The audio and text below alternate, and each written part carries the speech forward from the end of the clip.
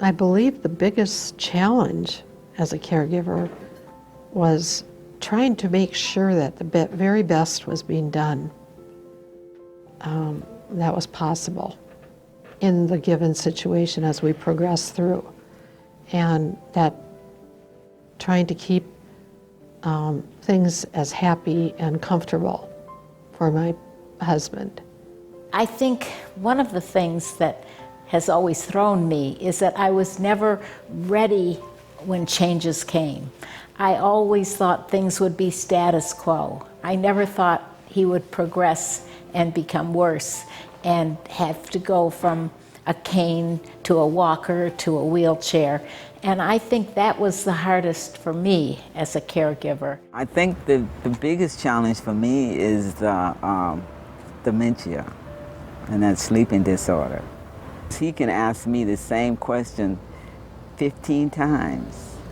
And that's what I've been praying and asking the Lord to just, if he asks me 15 times, just to stay calm and just answer it. But I think that is so challenging for me, the memory loss.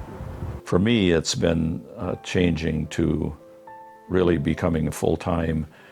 In the last 15 years almost, I've learned that I had to give up a lot of things, and it wasn't really a major challenge. It's just that that's what was needed.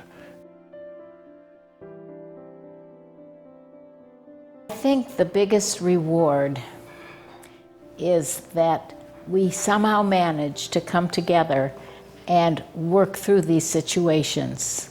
We're always looking for new resources, for new techniques and instruments that can help us facilitate his progressive disease. And the biggest reward through this whole journey was to see Roger reach the end in as peaceful and lovely way as possible.